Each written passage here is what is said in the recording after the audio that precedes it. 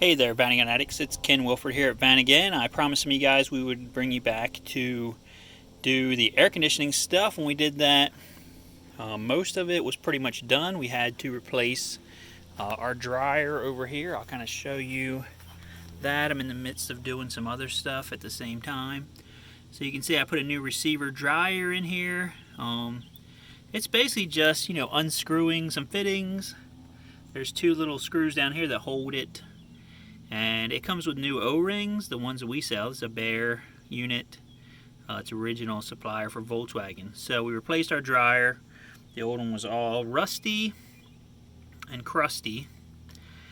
And you put a little bit of oil on the O-rings when you put them in to lubricate them.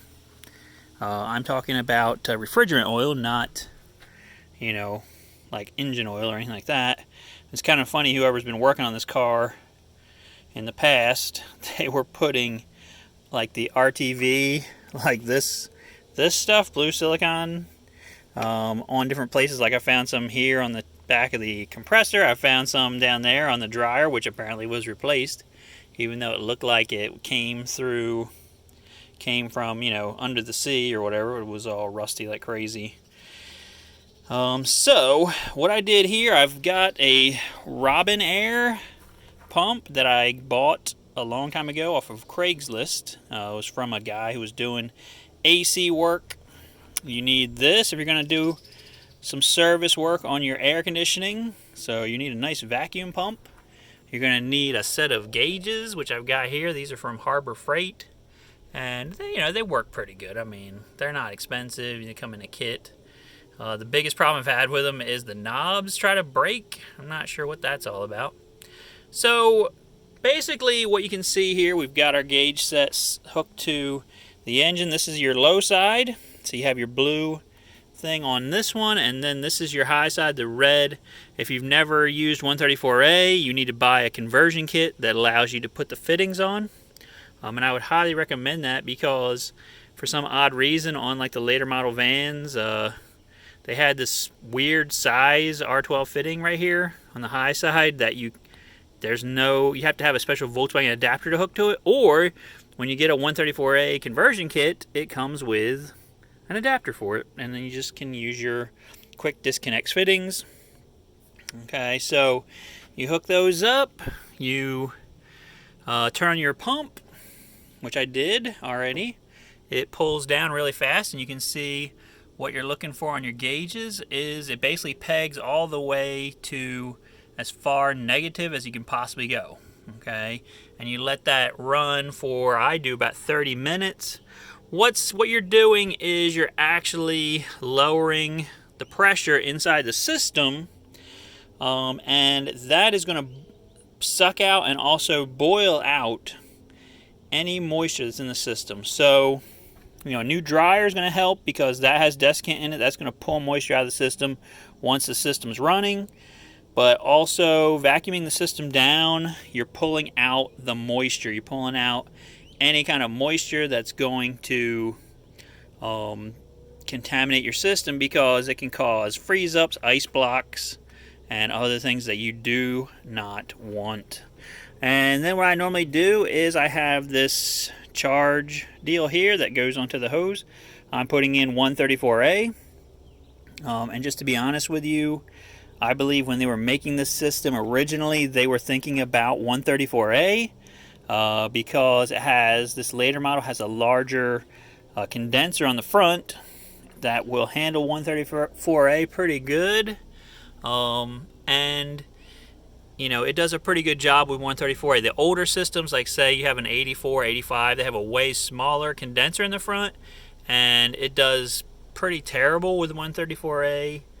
If I was going to do an older Vanagon, I would probably at least upgrade the condenser, because 134A, it just operates at higher pressures.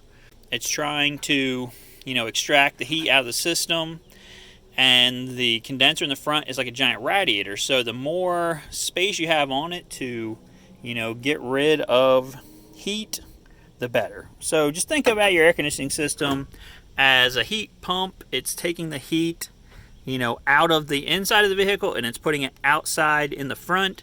and the fan is blowing over it to get rid of it. That's kind of one way to think about it.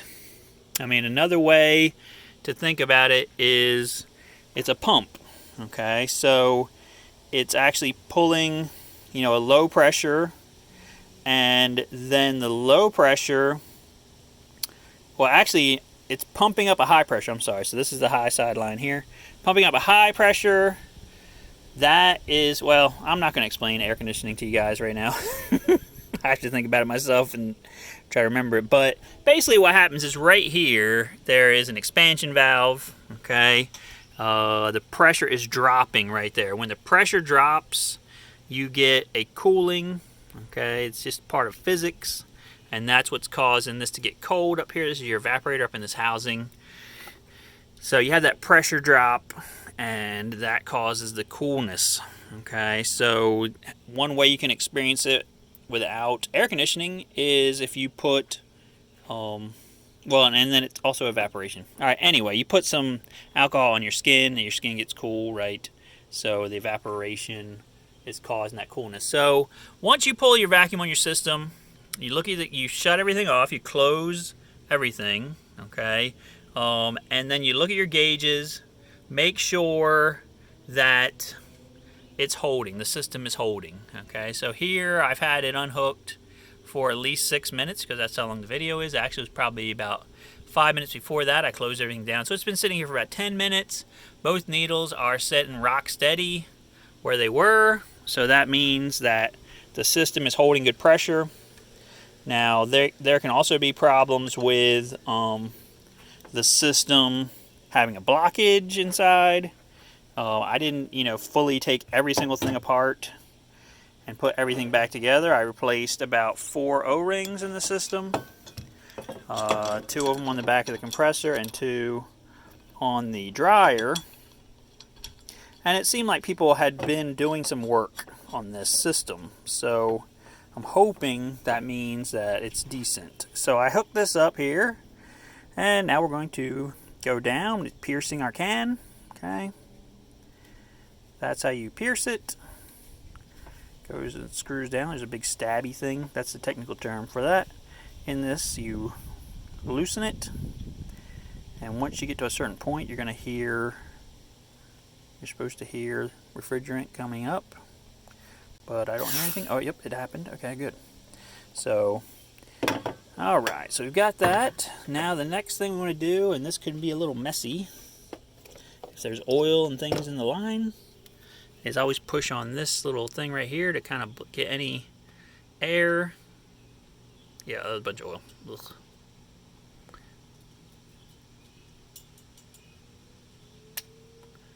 No, stop it. It's just something with this Robin air pump. It gets oil. Yeah, it gets up in here and makes a big, huge mess. All right. So anyway, once you, basically purge this out, which I'm trying to do right now, but give me a second here. Let me pause it. Okay, doke. I purged it. It's, like I said, it's part of my pump. It actually lets oil get up in the line. It's not supposed to. What you're supposed to do is just push this and, yeah, see, that's not supposed to happen. It's being a jerk. But whatever, it's close enough. It's close enough. If a little bit of this oil gets in there, it's not really going to hurt anything.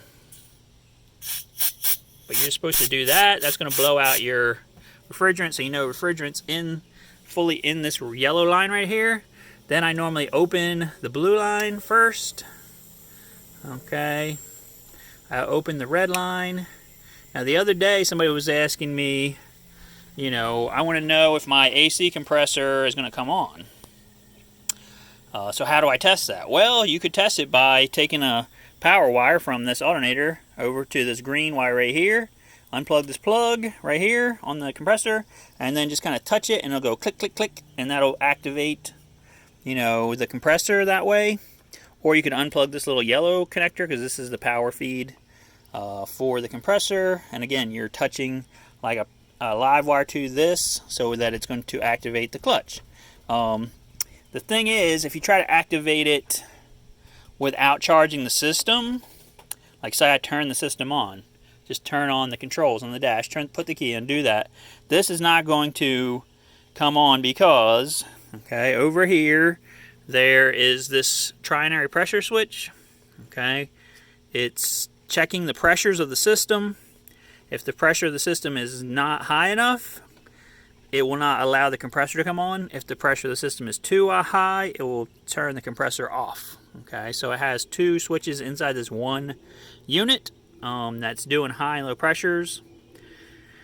And so that, therefore, like when I'm charging it right now, so I'm charging into the high side and the low side, okay, because it had a full vacuum on it, so I'm allowed to do that, okay. But you know, it would need to see a certain pressure here in the system before that switch is going to be able to come on. So I've put some Freon into both the high side and the low side. Then I'm going to turn off the high side. You don't want to charge into the high side when the car is running. Okay, you only want to do that if the car is not running. Okay, so I went ahead and turned that off. I'm going to attempt to charge the vehicle, but I'm going to tell you probably what's going to happen, because 134A, it charges really, really slowly. And what I normally have to do to get a high enough pressure, so right now I'm seeing a pressure of about 30 psi. I don't know if you can see that on here or not. On the low side, this is just a static pressure that's happening right now because, you know, pressures and the temperature of the day and all that kind of stuff. I mean, once the thing is running, you're going to see this needle go down and this needle go up. Okay, that's what's supposed to happen. And again, if you see something that's not like that, like something else, like one is going, like this one's just going up and up and up and up and up, and this one's going up and up too, then there's a problem with the compressor, there's a problem with, you know, expansion valve. But this isn't going to be like air conditioning, you know, I can't really do like air conditioning, you know, test things or whatever. I'm just trying to give you a general overview of this. All right, so let me see if I can charge the system, and I'll be back.